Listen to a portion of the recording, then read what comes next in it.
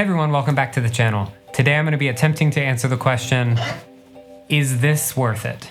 The SSL UC1 plugin controller. I've had the controller about 2 months now. I got it because most of the work I do is mixing, and so I thought this would be a great hands-on tactical experience. Tactile? Tactical? I don't know about that one. I thought it'd be a great hands-on experience for mixing and maybe speed up my workflow. This is not sponsored or anything. I bought this because I thought it was cool and I use it and no one told me to do anything. So if it's a little confusing what this does, because there's a lot going on there, it is not a piece of hardware. I mean, it is, but it's not. It's a plug-in controller. So think of it like the knobs on like your MIDI keyboard, but it's specifically designed to map to a specific plugin. So if you didn't know, now you know. Basically, when you're purchasing this, you're getting the physical controller, you're getting the plugins that come with it, the SSL channel, the 4K B channel, and the bus compressor channel. So you're getting all of that. It's almost like you're buying a tiny little ecosystem that lets you control plugins and up to 8 bus compressors. Yes, only 8. I found this out the hard way when I started mixing and loaded up with like 16 bus compressors, and then I was like, wait, I can only control the first 8. And yep, you only get 8 bus compressors, but you can load it up with as much as you want within your DAW, but this only recognizes the first 8. Just so you know, that's something I didn't know when I was buying it that I kind of wish I did. Here's the unit. I hope you can see it. So you've got 4-band EQ here, high and low frequency have gain and frequency controls, plus a bell or shelf. And then the mids also have a Q control.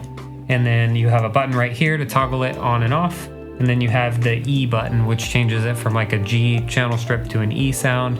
It's a really subtle difference, but I like to toggle it when I'm mixing and kind of see what I like better. You've got a big input meter to show where it's coming in the plugin at, and you have a big output meter to show where it's going out.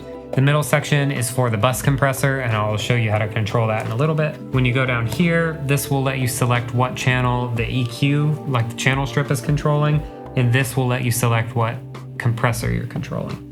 You've also got a few other buttons down here for routing and presets and that kind of stuff. And you can also route these to be transports for your DAW, like basic play, stop, go back to the beginning. That's kind of helpful. The 360 button, I believe it brings the 360 software to your front view so you can get to it quicker. And I've never hit the search button. I don't know what it does. Over here, you've got the compressor and gate side. So you've got your regular ratio, threshold, release, plus the fast attack button and the peak button. I've not used the peak button, I just don't. You have the in and out to bypass just the dynamics section. You also have the gain reduction and the gate meter right here. Moving down, you have your gate controls. You've got range, threshold, release, and hold. And then down here, you can toggle if you want it to be a gate or an expander, and then the fast attack there. And then in this little bottom section, you've got kind of utility stuff for the channel strips. You have your phase flip, sidechain listen, you have like solo cut, solo clear, in, and then this fine button is going to turn any knob on here to be a lot more fine tunable. So you're doing like decimals instead of whole numbers. That's a quick rundown of it. As far as build quality, this thing is super solid. Like, this is great. All the knobs feel great. It does not feel cheap at all. Even the back is like a nice aluminum metal kind of thing. And then you've got like a brushed metal on the surface. All the buttons are solid. There's nothing cheap about the build of this. So if you're concerned about the build quality, put that to rest. This is excellent. To plug it in, you've got the USB-C and the power right there. It comes with both of them. I'm gonna switch to another camera for this to show you the surface of this. So I've already got the USB-C in. I'm gonna do a quick power, maybe power. Maybe power, there it is. You get this crazy little light show. While it powers up.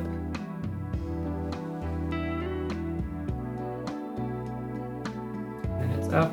So you're probably gonna get this awaiting connection to SSL 360. That means that you need the software. So I will go over here. I've already got the software installed and everything. So once you get it connected, it's gonna say no plugins. So you have to add a plugin. Throw it on a few. So channel strip 2. And so now you can see right here, it says bass. So that's letting us know what channel we're looking at as far as the channel strips.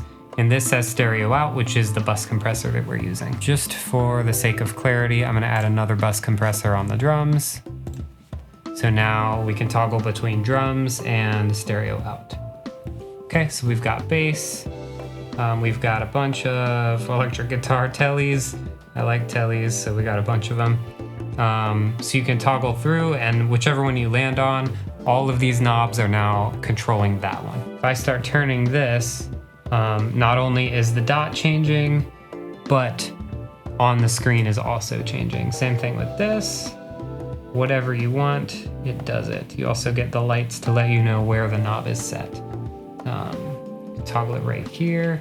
And then all these things are changing on the screen as well. I will say the way that the solo button works is it cuts the sound from every other instance of the channel strip that you have on.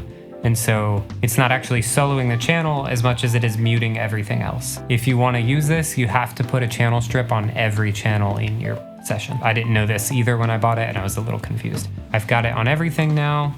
I've got this back to bass. And then if I hit play, the solo, now we're just bass.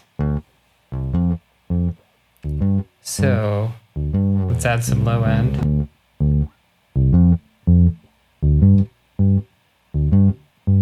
It also tells you right here the number of the parameter. So it's telling us we're at, 80 hertz, 87. Tells us how much dB we're boosting. Let's get some mids going.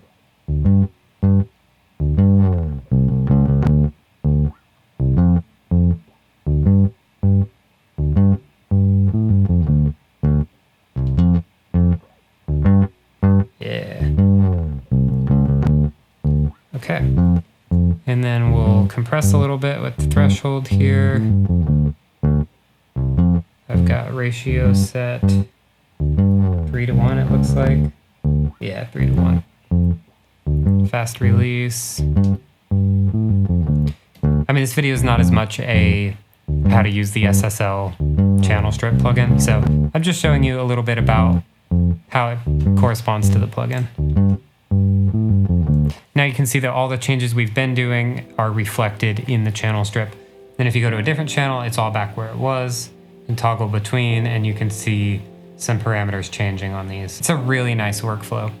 So after roughly 20 mixes on this thing, I really like it. I don't think it's for everyone though. My background is coming from mixing on a console, and so I actually have that muscle memory, that experience of physically touching the knobs, and I missed that when I stopped working on a console as much, so to have this back is a big deal for me. But number one, if you're not used to that, if you don't have the muscle memory or don't feel like developing it, I don't know if this would be worth it for you, because I could see how you would just rather adjust a plugin. And there's tons of good SSL plugins out there. I wouldn't say that their plugins are like enormously better than, Waves or Slate Digital. That being said, the ecosystem is really what you're paying for, and the quickness and efficiency more so than a good sounding plugin or a good controller. It's all of the things added together. So yes, the price is a little steep, around, $600 to $800. That's a lot for a piece of hardware that isn't actually processing any audio. But I think at the end of the day, if you want that console style workflow, you're used to it, you have the muscle memory, I think this is a great move for you. They also have expandability options. They have like an 8 fader thing and a single fader, like center channel. So you could really build this out into almost like a digital console to go along with your computer. It's a really cool ecosystem, a really cool way of going about it, in my opinion. But the big question, is it worth it? It's perfect if you need to pump out mixes really fast. Like if mixing is your job and you need to do it very quickly, $800 is not a big deal in that regard. But if you're like a bedroom producer or, someone who just likes to record on the weekends, I don't think this is for you. This is a really niche piece of equipment for like a niche person. I think you'd be better off getting like a Fender P bass if your bass doesn't sound good, or something like that, rather than like getting this. I think this is really niche. If you're used to that console workflow and you like that, then by all means, this is for you. But otherwise, take it with a grain of salt. You now know. I like it. I'm going to keep it. I'm not getting rid of it anytime soon, but I don't know if it's for everyone. Thanks so much for checking out the video. If that was helpful, please make sure you like and subscribe because it really helps to support the channel. Also, make sure you hit that notification bell and then YouTube will let you know when I come out with a new video. Thanks again for watching and we'll see you on the next one.